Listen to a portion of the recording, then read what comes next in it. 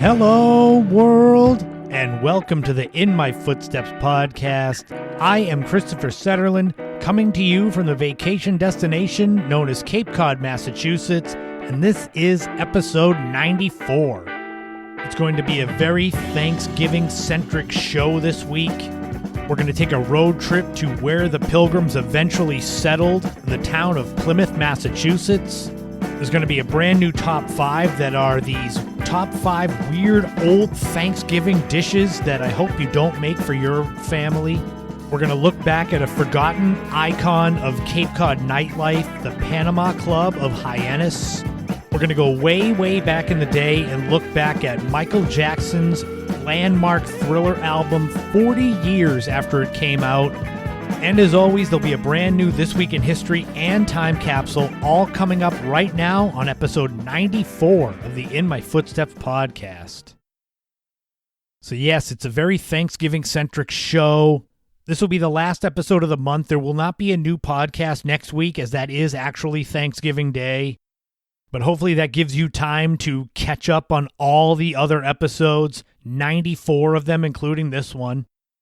And I'm sure I'll say it again, but I hope that all of you have a happy, fun, safe, and filled with food Thanksgiving.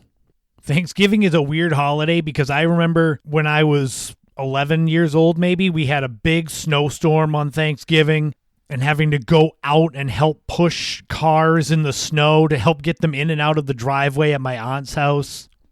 But then again, there have been other days when it's been in the mid to upper 60s and sunny and you go for a walk and it's like it's summer. So you never know what you're going to get. A few days from when this podcast goes live, I'm going to be heading out into the dunes with producer Frank Durant and Stephen the Medium as we go to the drop site where the Lady of the Dunes, Ruth Marie Terry, was found in July 1974. This is kind of our closure from everything with the documentary and with the book. My plan is to do an audio interview for the podcast with Frank and Steven on the way out there and to shoot some sort of video podcast interview while we're at the drop site that will go up on YouTube in the coming weeks. There's been a lot going on as far as the Lady of the Dunes book goes. I've set kind of a soft deadline as far as traditional publishers and agents go, because I firmly believe we need to strike while the iron is hot when it comes to this true crime book. What I might end up doing is starting a crowdfunding, like Kickstarter or something, to pay for the actual physical printing of a short run of books. So I might start gauging interest as far as the book goes, who would buy copies, because I really believe this book is the next big true crime hit, and I'm willing to put my money where my mouth is to get it published. Moving on from the Lady of the Dunes, I wanted to, of course, thank all of you for tuning into the podcast.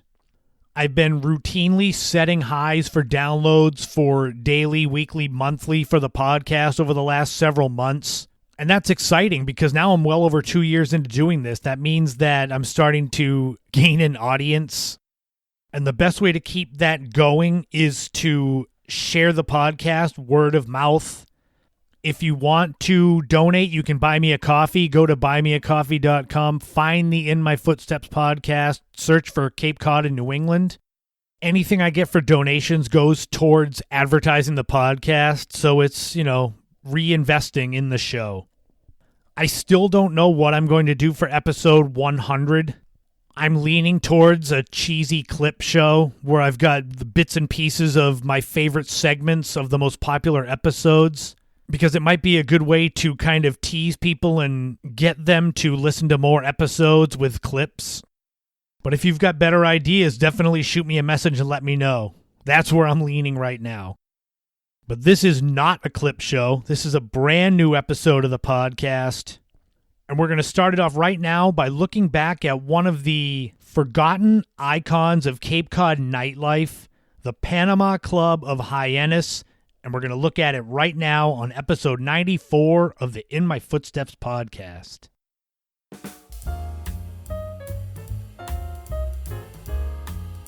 As night spots on Cape Cod go, there are a few which can rival the history or the legendary status that the Panama Club earned in its time. In the days before the Cape Cod Melody Tent or even the West End Rotary in Hyannis existed, the Panama Club was drawing in the masses in huge numbers to an area which at the time was not yet an epicenter for after-dark fun. The Panama Club put Hyannis and jazz music on the map on Cape Cod and in southeastern New England. The story of the Panama Club began shortly before World War II landed on America's front step. It was a time shortly after the worst of the Great Depression had subsided.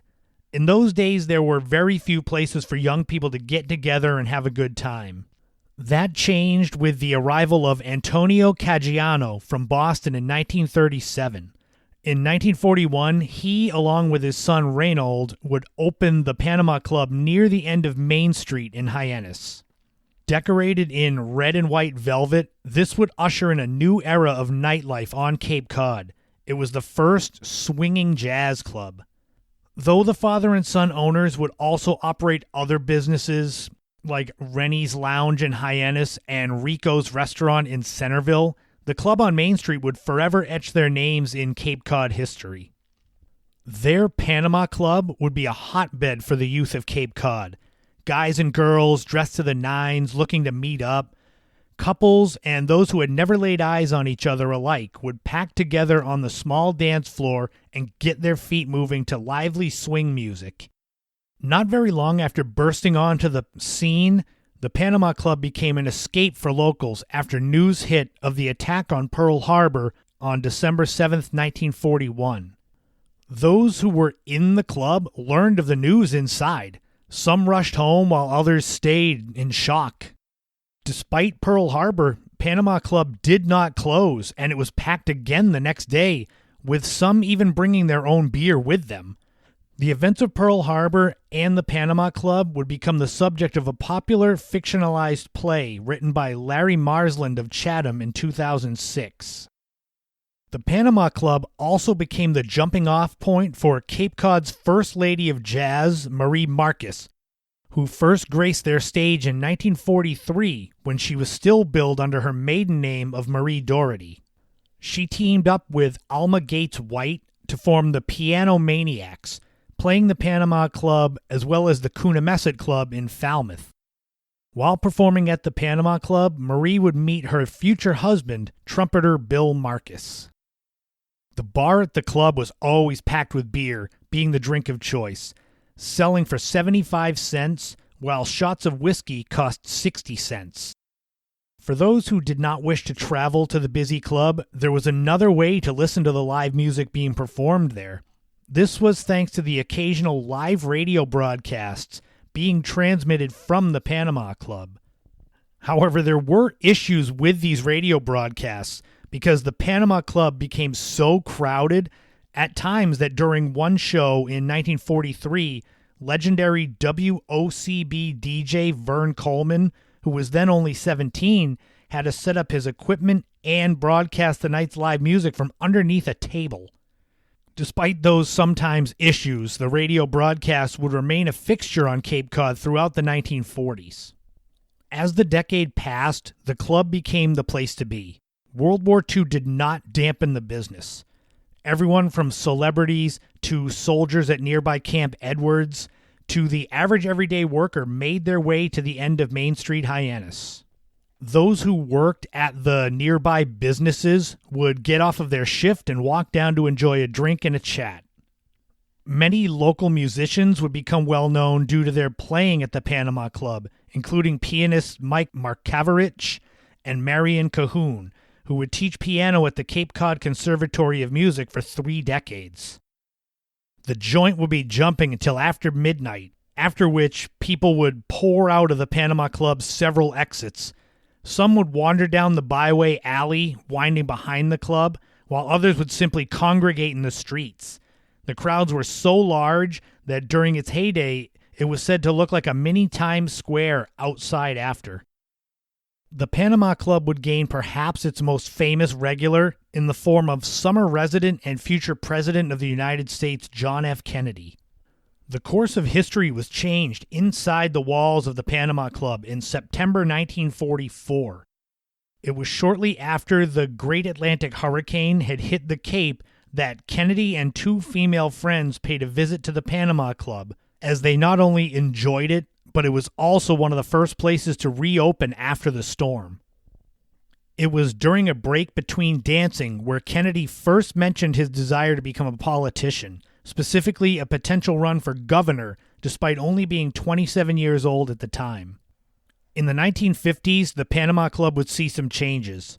In June 1953, the Caggianos would sell the establishment to former Uxbridge Inn owner John Cornelia. There would also be new competition in the form of the Catalina Club, which opened at 654 Main Street. The Panama Club continued its run for a few more years before closing in the late 1950s. The building itself was torn down in 1972, and as of today, there's a little strip mall there that contains a Dunkin' Donuts. Today, there's nothing left of the Panama Club. Only memories and a scant few images remain of how Cape Cod's original swinging jazz club changed nightlife on Cape Cod. Luckily, there is Larry Marsland's play that brought some light back to the Panama Club. But like I said at the top of the podcast, this is one of the forgotten icons of Cape Cod nightlife. I have found very few in the way of photos of this building when it was open. But you can only imagine how fun it must have been to be in that swinging jazz club in the 1940s with future icons of local music, or the nights that you couldn't get there and you just turn on the radio and you could hear the music playing. It was definitely a different time and place that we will probably never see again.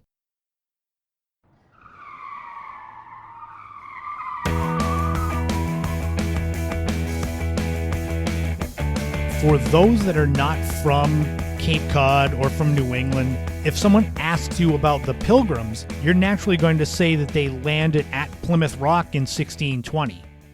Now, we all know after last week's podcast, I told you the places where the Pilgrims walked on Cape Cod. Hopefully you've gone to see them. But this week we're taking a road trip to where they eventually settled, in the town of Plymouth, Massachusetts. Back in episode 88, I did a road trip to New England's largest town area-wise, Pittsburgh, New Hampshire. In that episode, I mentioned to you that the second largest town in New England area-wise was Plymouth, Massachusetts. It's 134 square miles. Only when driving on Route 3 going through Plymouth do you realize how big it is, where there's, I think, 5 or 6 exits, 7 exits that it takes to get through Plymouth totally. It's got a whole bunch of smaller villages like Cedarville, Manomet, and Ellisville. And as of 2021, it has a population of 62,131. There's miles of beaches and state parks, from the smaller Ellisville Harbor State Park at 1861 State Road to the much larger Miles Standish State Forest, which is in Plymouth and in Carver. But it's more than 12,000 acres, and it's the largest open space in all of southeastern Massachusetts. And Plymouth has miles of beaches, with perhaps Plymouth's Long Beach being the most well-known or the most populated. It's at One Rider Way and is known for the long, sandy spit of beach that reaches out well over 2.5 miles out into the water. Obviously, though, well beyond state forests and hiking and beaches and swimming, Plymouth is known for its history and its deep roots to the beginning of the New England settlement and English settlements in America in general. My biggest suggestion to you, if you've never been to Plymouth, which, I mean, really, but I suppose there's a few of you that don't live around here that have never been there. If you're going for the first time, park on Water Street and just walk around. There is Pilgrim Memorial State Park, which is on Water Street, and it contains a lot of these historic sites like Plymouth Rock, which it seems like always has people there taking pictures. It is purported to be the site where the Pilgrims actually landed. The rock is engraved with 1620 on it to designate when the Pilgrims landed there. There's this beautiful monument around it, and the rock is down below a few feet on the shoreline.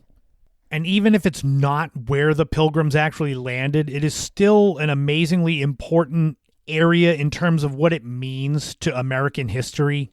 And only a few steps away from Plymouth Rock is the Mayflower II, which is an exact replica of the Mayflower that the Pilgrims came over on. This reproduction was actually constructed in Devon, England in 1955-56 and sailed across to Plymouth. There are tickets you can buy to take tours of the ship, but even if you don't want to go on it, there's plenty of opportunity for amazing photos of the ship against the backdrop of Plymouth Harbor.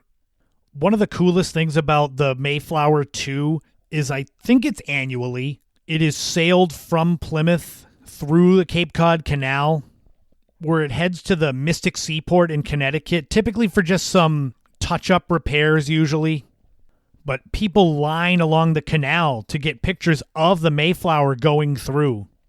Plymouth Rock and the Mayflower, those are the two biggest attractions on Water Street, but there's so much more.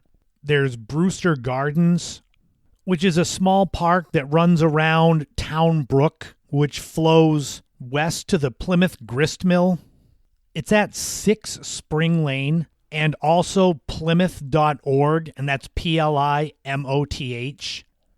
You can go to that site to get all the information you need about the historic sites in downtown Plymouth. The mill is a reconstruction of the original 1636 grist mill built by the Pilgrims. And you can go in for tours. They still do the fresh ground cornmeal, so you can take that stuff home. It's also fun just to walk around Brewster Gardens. There's usually tons of ducks swimming along Town Brook. At 33 Sandwich Street is the Jabez Howland House, which is the only Pilgrim house left in Plymouth. It was built in 1667 and became a museum in 1912. And inside it looks like what you would expect a 17th century home to look like.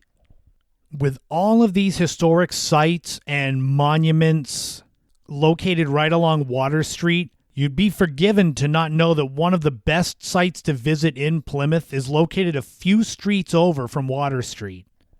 The National Monument to the Forefathers on Allerton Street is just in a regular residential neighborhood. A lot of people wouldn't even know it's there unless you took a wrong turn. And then there it is in this open field, an 81-foot-tall granite monument built in 1889. It's dedicated to the Pilgrims and the reasons why they chose to leave England to come to America. It's a beautiful and unexpected monument just in this residential neighborhood. And like I said, there's so much to see in Plymouth as far as history and natural beauty. You could just walk Water Street and look at the boats over the harbor. And I've said there's a lot of walking you need to do. So what you'll need to do is refuel if you've been walking around Plymouth. And in my opinion, there's no better place to go than the East Bay Grill. That's at 173 Water Street or eastbaygrill.com. They've got 2 locations, one right there on the Plymouth waterfront and one at the Pine Hills Golf Club a little more south in Plymouth. It's classic New England dining. Pretty much casual, not fine dining, but great food, a great menu, great selections. And the view can't be beat. Especially 4th of July with the fireworks going off and you're sitting there enjoying dinner, watching the fireworks. In the summer, there's live music, outdoor dining. And sure, they might be packed during the summer, so luckily there are other places you can go to eat in Plymouth, but start with the East Bay Grill, and if they're busy, go somewhere else. Plymouth is also a place where you might want to spend more than one day. So when looking for a spot to spend the night, you can't go wrong with the Hotel 1620 at Plymouth Harbor. That's at 180 Water Street, so literally a stone's throw from the East Bay Grill. It's another reason why Plymouth is such a great walkable town. Granted, it's 134 square miles, but there are areas where everything is kind of congregated that you don't even need a car.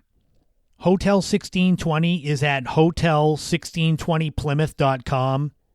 They're very affordable in the off-season. They do weddings. They have date night packages. And although it's upscale and modern, it's very child-friendly. So check them out. Eat at East Bay Grill. Go stay at Hotel 1620. You only have to walk a couple hundred feet. One of my favorite places and memories of Plymouth is Plymouth Plantation, now known as the Plymouth Patuxent Museums. It's at 137 Warren Avenue, and it's a recreation of one of the original Plymouth villages with people that work there that are in character, like they're from the mid-17th century. It's a lot of fun. It's like going back in time without having a time machine. And you learn a lot about what life was like here 400 years ago. We went there for a field trip in 4th grade, so it's very kid-friendly. And it's another reason why you need to spend more than one day in Plymouth, because you're not going to get to see all this stuff. And the funny thing is, there's still a lot that I haven't mentioned. But like I always say, that's the best part of doing road trips, is finding your own way. Plymouth itself is only 40 miles south of Boston and 45 miles east of Providence. It's not far. And if you go this time of year, it's naturally going to be more crowded because it's Thanksgiving and people are thinking about the Pilgrims and landing at Plymouth and the first Thanksgiving and all of that. But it really helps capture the spirit of early days colonial America. But then you take a walk and then you're in the modern amenities on Water Street. It's such a popular summer destination. You could be at Plymouth Rock and then walk down the street and there's these beautiful restaurants and hotels that look nothing like what the Pilgrims would have seen. Like I said earlier, visit plymouth.org. I'll put a link in the description of the podcast. That'll give you all you need to know about the historic sites to check out. There is also plymouthchamber.org, which is the Chamber of Commerce, obviously for Plymouth. They have a more wide scope of the town, going past the Pilgrims and the history of the Pilgrims there. But more importantly, just go and just find a place to park if you can on Water Street and just walk and enjoy it. There are so many monuments there that you're going to miss. All these little nooks and crannies that are filled with history. So it's worth the drive from wherever you got to go to get there. And I'll be back in the next episode of the podcast with a brand new road trip featuring another of the beautiful historic cities and towns in the 6 New England states and beyond.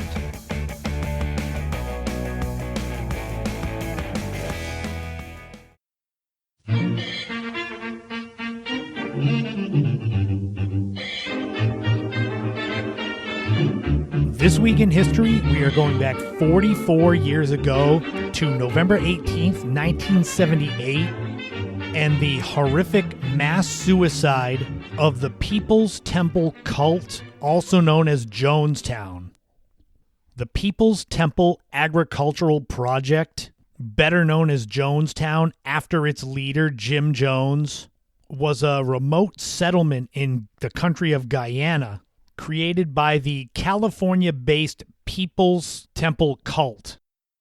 Jim Jones was a charismatic but paranoid leader who opened his first church in Indianapolis in the mid-1950s. And though he wasn't affiliated really with any particular religion, his church became popular because it was integrated and not segregated like a lot of places were in the 1950s. In the 1960s, it became known as the People's Temple. Jim Jones and his wife incorporated the church, and with about 100 followers, settled in the town of Ukiah, California, which was about 150 miles northwest of Sacramento. They were in this small town, kind of in the middle of nowhere, thinking that the remoteness of the area would protect them from the potential nuclear holocaust that could be coming. Jim Jones was actually respected at first and made friends with politicians, and key to his appeal to his followers was his supposed mind reading and faith healing. But behind the scenes, Jones's treatment of his followers was not good. They were regularly beaten, humiliated, coerced into signing over their property and possessions. In 1977, with allegations mounting and other followers questioning his motivations, Jones moved with several hundred followers to the Jonestown camp in Guyana that he had been building for years.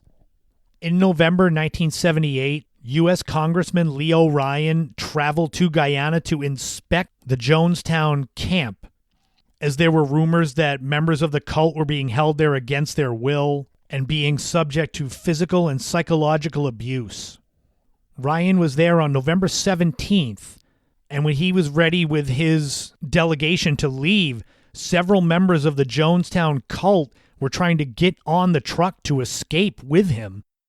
Other cult members attacked Ryan and the delegation, but they were able to escape unhurt at that time. When they got to the airstrip to get ready to leave Guyana, more of the cult members attacked. 5 people, including Congressman Ryan and 3 members of the press, were shot and killed, while 11 more were wounded. In the wake of this horrible event, Jim Jones ordered his followers to commit a mass suicide in which a fruit drink, often purported to be Kool-Aid, was laced with cyanide, sedatives, and other tranquilizers. It was given to babies, children, adults. In total, 909 people died at Jonestown, with Jim Jones dying of a gunshot wound. It was an unbelievably tragic event and shows the dangers of cult and cult worship of these false gods like Jim Jones. And that dark day of the Jonestown massacre happened 44 years ago this week in history. And now let's change the pace and get things a little brighter as we go back in time for a brand new time capsule. We will stick to the same day as the Jonestown massacre, November 18th, 1978. Let's bring a little levity to the time capsule and see what was going on in pop culture. The number 1 song was MacArthur Park by Donna Summer. This was from her album I Remember Yesterday. Donna Summer was the queen of disco music. This was actually a cover song written by Jimmy Webb and first recorded by Irish singer Richard Harris in 1968. It was number 1 for Donna Summer for 3 weeks and earned her her first Grammy nomination. The number 1 movie was Magic. This was a psychological horror movie starring Anthony Hopkins, Anne Margaret, and Burgess Meredith. It's about a failed magician who finds fame as a ventriloquist, but his dummy is evil and homicidal. It's very similar to a Twilight Zone episode. It's very critically acclaimed, 86% fresh on Rotten Tomatoes, and made nearly $24 million on a budget of about $7 million. The number 1 TV show was Laverne and Shirley. The show was a spin-off from Happy Days that ran for 8 seasons from 1976 to 1983 and a total of 178 episodes. It starred Penny Marshall and Cindy Williams as the titular Laverne and Shirley, who worked as bottle cappers at Schatz Brewery in Milwaukee, Wisconsin in the late 1950s. And if you were around back then, November 18th, 1978, and it was a hot day or you were thirsty looking for something cool to drink, you're in luck. You could find some Kool-Aid, not laced with cyanide and tranquilizers, at the Finast grocery stores, also known as First National. You could get yourself a 33-ounce can in one of 6 delicious flavors: grape, strawberry, orange, lemon lime, raspberry, and fruit punch for only $2.19. And maybe if you were lucky, you could yell, "Hey, Kool-Aid," and the Kool-Aid man would come busting through your walls. So maybe you're better off yelling that when you're outside. But that'll wrap up This Week in History and Time Capsule. Now it's time for a brand new Top 5 as we jump back into the Thanksgiving theme. These are the top 5 weird old Thanksgiving dishes that I found in my research. Hopefully you won't make any of these, but who knows, it might spark your interest.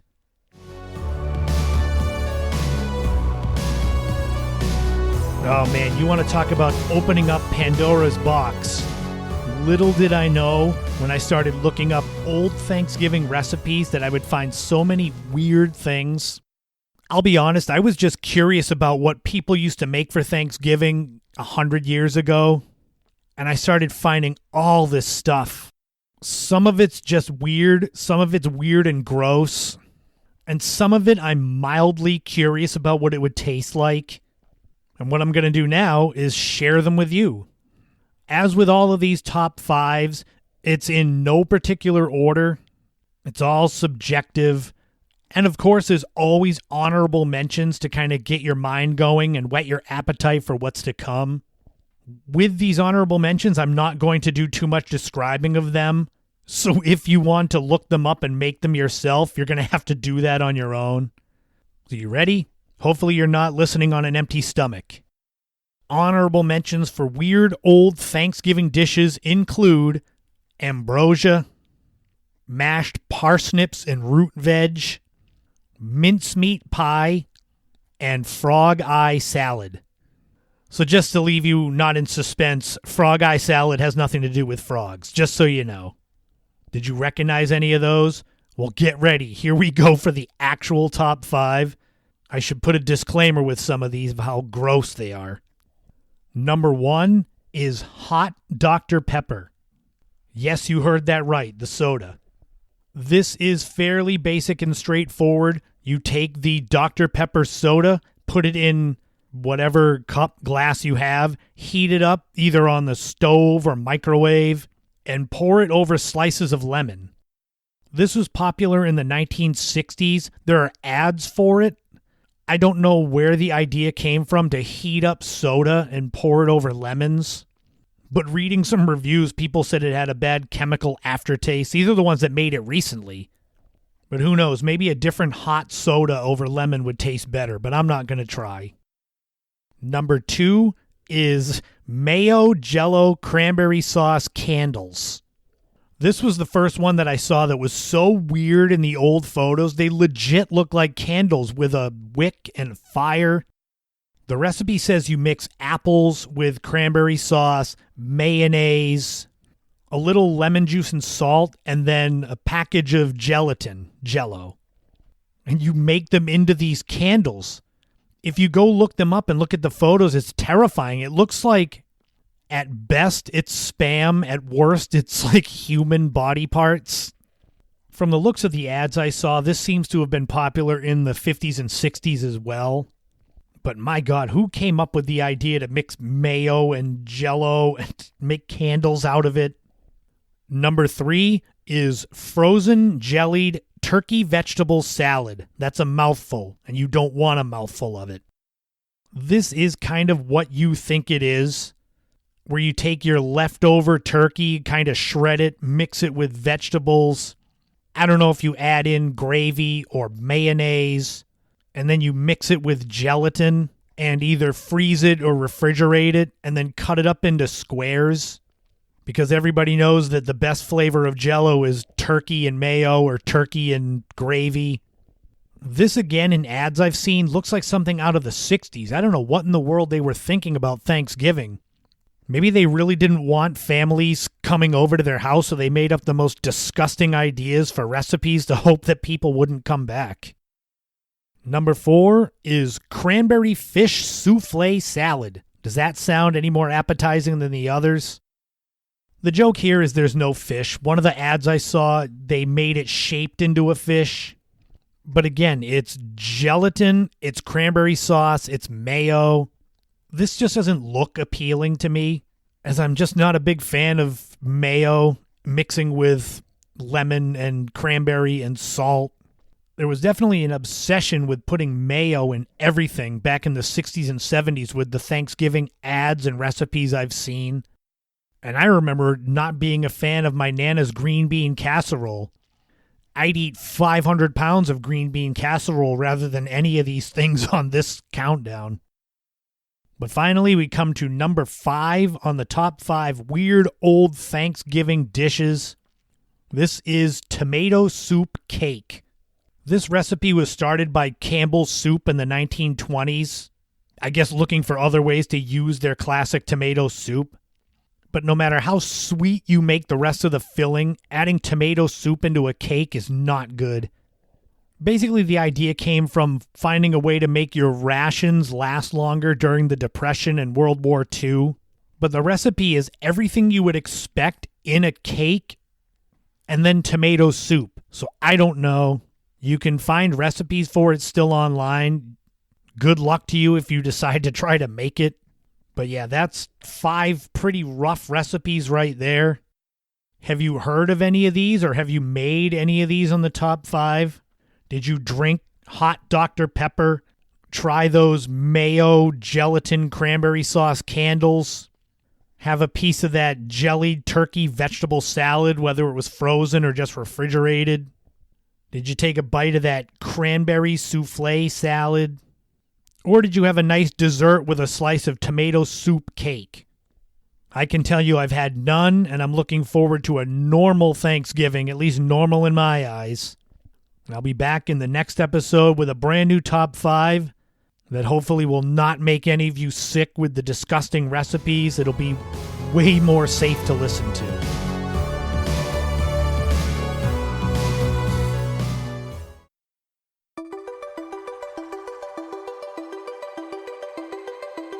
Michael Jackson is one of the most polarizing musical artists in the history of music. His weird personal life became much harder to ignore as the quality of the music started to dip in the mid-90s. And that, coupled with his changing appearance, made it where you didn't focus as much on the music he put out and more just about the weird choices and things he was doing. But for those of my generation, we can remember a time when Michael Jackson was the biggest star on the planet in anything. His music was must listen, his videos on MTV were must see, and this week we're going to go way back in the day to kind of when it all started and the 40th anniversary of the release of Michael Jackson's Thriller album. The album was officially released on November 30th, 1982, so almost 2 weeks from now, but obviously there's no podcast next week. I was 5 years old. I got the vinyl LP for Christmas that year. Before Thriller, Michael Jackson had been in music for well over a decade, especially with the Jackson 5 with his brothers. Thriller was actually the 6th studio album by Michael Jackson solo. He had released the disco album Off the Wall in 1979, which was an excellent album. And I was too young to remember Off the Wall when it came out, but I don't think anybody could have predicted how big Thriller would become and how it would just change music. Michael Jackson had said at the time that he wanted to create an album where every single song was just a killer. And interestingly, the first single off the album, The Girl Is Mine with Paul McCartney, is probably the weakest song on the album. But still, having Paul McCartney on the album with you is a big deal. The album was mostly R&B, although his song Beat It did actually make it onto the rock charts. That's right, Michael Jackson had a rock hit song. Even though The Girl Is Mine did make it into the top 10, it wasn't until the next single, Billie Jean, where Michael Jackson really took off. The song is my favorite Michael Jackson song ever, but the video is really what put Thriller into a different stratosphere. It's the video where he's walking down that sidewalk and every step he takes everywhere lights up the ground underneath him. Interestingly, or sadly, until Billie Jean came out and the video became so undeniable, African-American artists were having trouble getting their music played on MTV. So Billie Jean and Michael Jackson kind of broke down some barriers because the video was so important. Thriller became Michael Jackson's first ever #1 album, getting to #1 on February 26, 1983, and spending 37 non-consecutive weeks there until April 14th, 1984. Beat It and Billie Jean both went to #1, and the performance of Billie Jean on the Motown 25 special, which is where he debuted the moonwalk dance move, shot Thriller beyond anything you could have imagined, where at its peak it was selling more than 1 million copies a week. I can still remember watching Motown 25 and just being amazed at what he was doing. But it seemed like it never ended. 1983 was just all Michael Jackson. He released 7 total singles out of the 9 songs on Thriller, with 6 of them being released in 1983, and all 7 being at least in the top 10. The last single released on Thriller was the Thriller song itself. And for those of my generation or, a few years younger or older, you remember the Thriller video. It was this 10, 12-minute long mini movie directed by John Landis where Michael Jackson turns into a werewolf. And then he's a zombie and he's doing the dance with all the other zombies. It was played on MTV seemingly every hour when it first came out. I can remember going to the video store and renting the making of Thriller. Now think about that in today's world. Going to, well, maybe not rent a video, but watching something about the making of a music video, spending your money to watch that. But I was a huge Michael Jackson fan. I can vividly remember using my Fisher-Price record player, sticking it in the window, and just playing the album for the neighborhood kids, and we'd all dance in the front yard. I can still hear Wanna Be Startin' Something 40 years later and a picture in my head those days. It's one of those things where you talk about how music can capture a moment and it just seeps into your soul. Maybe not all of the Thriller album, but Wanna Be Startin' Something was definitely one that seeped into my soul. By the end of 1983, so a little over a year into its release, Thriller had already sold 32 million copies. And Michael Jackson was everywhere, not just MTV, but meeting with President Reagan, going on tour, having that famous/infamous Pepsi commercial where his hair caught on fire. And Thriller is still a big album. It has spent more than 500 non-consecutive weeks on the Billboard charts. And I think especially around the Halloween season, the album, the song, popped back into the iTunes charts. I think I had one of the first or original pressings of the album, the first run, because my mother has told me that it had a different cover inside. It was Michael Jackson with a baby tiger. And I think she said it would be valuable if I still had it and it wasn't damaged, but I don't have it because I was 5. But I wore that album out. I wore that Fisher-Price record player out. And Billie Jean is still my favorite Michael Jackson song. I remember a few years ago hearing for the first time the extended mix of that song, and it was like hearing it for the first time all over again. It was like I was 5 or 6 years old. Today, Thriller is the second highest selling album of all time, behind only the Eagles' first greatest hits album. It has sold more than 70 million copies worldwide, which think about what an achievement it is for a musician to have a platinum album selling 1 million copies, and how rare that is for a musician. It doesn't grow on trees. Not everyone gets a platinum album. Most people don't get a gold album with 500,000 sales. And then think about Thriller with more than 70 times platinum. And Michael Jackson rode the wave of Thriller for several years because his follow-up album Bad didn't come out until 1987. So it was nearly 5 years. And Bad is actually not bad. But when you compare it to Thriller, it's nothing even close. And I think that's where things started to go downhill for Michael Jackson, because he made basically a perfect album. And he was always chasing that, trying to either match or top what he did with Thriller, and it was impossible. And he made so much money off of Thriller and then off of all his endorsements and tours that he was able to kind of indulge all his fantasies and make Neverland, that ranch house that he had. And then it led to all the weird stories and rumors, buying the Elephant Man's bones, having his own pet chimp.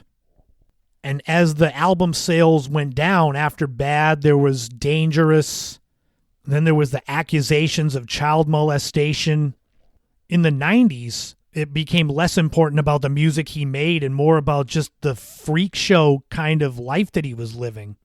So for a child of the 80s, it's weird. It was kind of a two-sided coin, where on one hand, I felt bad because Michael Jackson was such a huge part of my childhood and Thriller was so important to my formative years.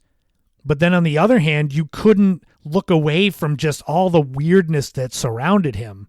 And eventually you knew it wasn't just the media making it up. Michael Jackson's Thriller album became more culturally significant than any other piece of music outside of maybe the Beatles, maybe Elvis. as far as cultural changing, genre defining. That album helped make and legitimize MTV, and it's now 40 years old. So if you haven't listened to Thriller before, which, I mean, you've probably heard at least one song, go and check it out. And if you haven't listened to it for a while, put it on and remember being younger when it first came out.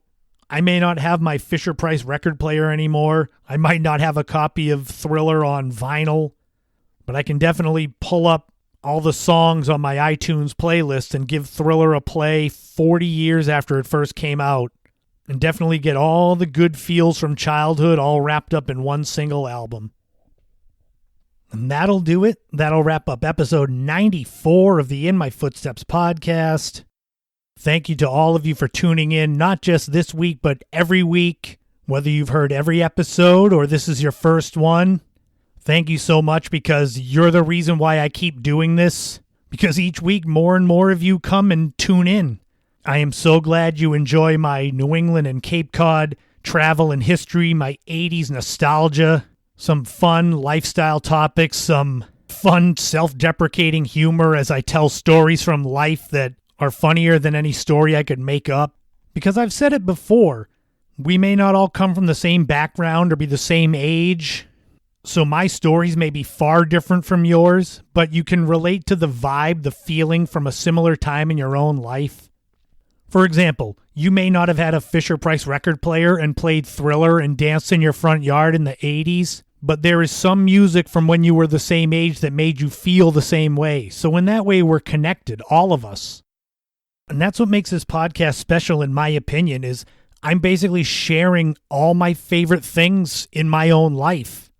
And you all are responding by coming along on the ride. And I really appreciate it. I say it all the time, but it's true. And if you want more of me, find me all over social media, Twitter, Instagram, my YouTube page, the In My Footsteps podcast blog. Visit my website, ChristopherSetterland.com. It's got links to all of my 6 books so far. It'll have a link to the 7th book when it comes out in the spring. I want to take a moment to wish a very happy birthday to my sister, Kate. I'm the oldest of 5. She is second in line. Hopefully I'll get to see you, hang out, have some laughs. And either way, I hope it's just the best birthday ever. And let me just take a moment to gush about my sister. She is all about perseverance, hard work, and desire. I'll start off by saying she has lost more than 200 pounds. That is not an exaggeration. That's through hard work and desire to better herself. Because she's had it tough at times. I won't get into details, but she's fought through everything that's been handed to her and continued to fight. She set an example for me. She set an example for her 3 kids that have turned out to be incredible human beings and 3 of my favorite people on earth. And even when there's bumps in the road, she knows that it's only temporary and keeps moving forward. These are qualities that all of us as humans should have on our journeys through life. To know that even on the worst days, if you keep pushing and you keep fighting, you will get to where you want to be. I try to live that way, and my sister Kate has kind of shown me how to do that. And she's done it a lot of the times on her own. She's got her family that has her back, but she ultimately has to do it on her own. Everything in life, all she has is from her 2 hands. So I'll stop gushing and wish you a happy birthday and just tell you that I love you and I'm so proud of who you are and I'm so excited to see where you go. The holiday season is coming up. What better gifts to get for those you love than handmade, handcrafted gifts from Cape Cod, from a 13th generation Cape Codder. I'm a 12th. Kaylee Marks is 13th. Check out all she has at Kiwis Customs, both spelled with K's, at Etsy.com. Kaylee works so hard, continuing to perfect her craft. It takes talent to do what she does with crocheting, with creating jewelry. She's got baklavas, dog and cat sweaters, fairy hats, jewelry that she made, like I said. And she takes requests. If you go to her page at Etsy and you see something that looks kind of like something you might want, send her a message and explain what it is you're looking for. She will give it her best and give you something that you can proudly share and proudly give as a gift for the holiday season. The link is in the description of the podcast. Like I said, it costs nothing to look. Go to Kiwis Customs at Etsy.com. You will be glad you did. Like I said, there's no new podcast episode next week since it's Thanksgiving and we'll all be celebrating. But if you can't get enough of the podcast, remember there's 94 total episodes. You can catch up on some you've missed. I am starting now to share full audio of the first episodes on YouTube, so it's just another way to experience the podcast. They're easy to find. Just look for the In My Footsteps podcast. There's only me. In 2 weeks, I'll be back as we start December. I'll make sure to do the road trip to Pawtucket, Rhode Island that I put off when the Lady of the Dunes was identified. We're going to go back in the day and talk about hair metal music from the 80s into the early 90s, which Nirvana then killed. And there'll be so much more coming up in 2 weeks on episode 95 of the In My Footsteps podcast. And I want to wish all of you a very happy Thanksgiving. I hope you all get the time to spend with those that matter the most to you. This is my favorite time of year, and I'm so glad I get to spend it with the family that I have. But it also makes me miss my childhood when all of the family was still around. So never take a holiday, never take a Thanksgiving for granted, because we all get older. And there'll be a time that you'll look back, no matter what your age is now, and you'll look back and reminisce about the old days, like I do. So happy Thanksgiving. Enjoy the rest of November. I will see you in December. Thank you for making me part of your day, part of your week. This has been the In My Footsteps podcast. I have been Christopher Setterlin, and I will talk to you all again soon.